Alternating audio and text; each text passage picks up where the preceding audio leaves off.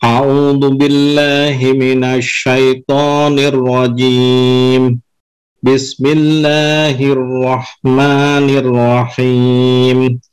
Wa ilal ardi kaifa sutihat. Shadaqallahul azim. Dan kepada bumi, bagaimana dia telah dihamparkan. Tafsirnya, dan perjalanan itu dilakukan di muka bumi, beratap langit, berpasak gunung, berkendaraan, dan saat pengangkutan unta. Jadi Buya Hamka menggambarkan ilustrasinya begitu ya.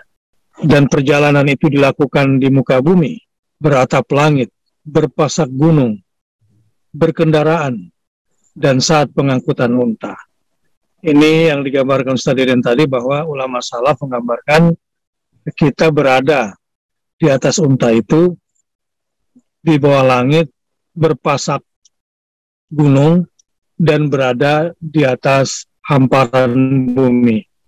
Gitu ya gambarannya Buya. Sebagai renungan terakhir, disuruhlah mereka memandang pula bagaimana Allah menghamparkan bumi untuk kita, anak manusia hidup di atasnya. Disuruh memandang atau merenungkan, bukan semata-mata melihat dengan mata, melainkan membawa apa yang terlihat oleh mata ke dalam alam pikiran dan difikirkan. Itulah yang disebut memandang. Nah, jadi melihat itu beda dengan memandang. Kalau memandang itu membawa yang kita lihat ke alam pikiran. Itu namanya memandang. An-nazar di sini. Maka berkatalah Zamakhsyari dalam tafsirnya, arti ayat-ayat menyuruh memandang ini ialah supaya mereka saksikan demikian besar kudrat dan iradat al-Khaliq, pencipta alam ini, yang manusianya tinggal memakannya saja. Kalau semuanya ini sudah dipandang dan direnungkannya, niscaya tidak lagi dia akan mengingkari kekuasaan Allah untuk membangkitkan kembali manusia pada hari nanti, yang dinamai hari kiamat. Orang-orang yang baru mencapai seujung kuku ilmu dan terlalu banyak ditimbulkan keraguan dan kehilangan iman dalam dadanya karena pengaruh kaum orientalis, Zending atau misi Kristen, pernah mengambil ayat ini jadi bukti bahwa Al-Quran itu diturunkan hanya buat orang Arab, sebab di dalamnya tersebut unta, dan menyangka dengan mengemukakan demikian mereka telah mengemukakan sesuatu sanggahan ilmiah. Waduh, jadi ejekan-ejekan sekarang menguak ya. Sejak zaman Buya Hamka pun sudah diangkat tuh bagaimana orang-orang yang terinduksi pemikiran orientalis atau sekular menggunakan kata Arab dan kata unta untuk menyudutkan orang Islam. Biarlah. Tapi mereka merasa ilmiah, kata Buya Hamka dengan mengatakan itu. Sedang ayat Al-Quran yang menyebut unta atau al-ibil dalam Al-Quran hanya 2 kali, yaitu pada ayat 17 surah Al-Ghasyiyah ini dan ayat 144 surah Al-An'am. Dan jamal atau unta 2 kali pula pada ayat 6 surah An-Nahl dan ayat 39 surah Al-A'raf. Menarik juga nih. Jadi unta sebagai ibil dan unta sebagai jamal ungkapannya. Ibil ini dengan jamal, ya dia juga makhluknya. Dan jamal atau unta 2 kali pula pada ayat 6 surah An-Nahl dan ayat 39 surah Al-A'raf.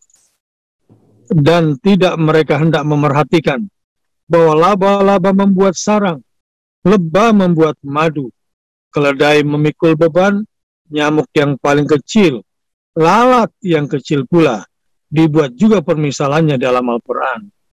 Waduh, jadi yang anti Arab ini hanya gara-gara melihat unta mengatakan Quran itu untuk Arab.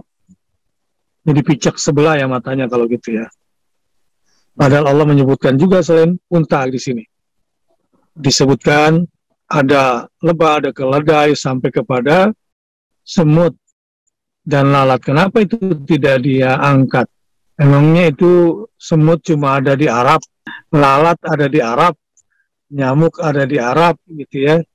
Masya Allah, ini Jadi konten nih buat orang sekarang yang mau jawab para anti Arab nih. Padahal bukan kitab suci Al-Quran saja yang menyebut demikian. Pada kitab Taurat dan Injil pun tersebut begitu pula. Jadi ada kata unta dan ada binatang-binatang lain. Kenapa tidak dikatakan Taurat dan Injil itu juga hanya untuk orang Arab? Kalau dalilnya adalah unta. Iya juga ya. Betapa sempitnya cara berpikir sebagian kita. Sehingga konon kabarnya ketika membuat terjemahan Bible ke bahasa Eskimo, payah mencari terjemahan unta.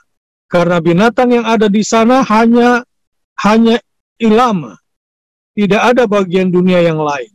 Tidak ada di bagian dunia yang lain. Pandanglah ini semua. Perhatikanlah agar kian lama akan kian dekatlah kamu kepada Allah. Dan bertambah dalamlah iman tumbuh dalam hatimu. Saya ulangi, jadi poin terakhirnya Buya ketika mengambil konklusi nilai dari ayat ini adalah pandanglah ini semua. Perhatikanlah agar kian lama akan kian dekatlah kamu kepada Allah. Itu poin. Dan bertambah dalamlah iman tumbuh dalam hati.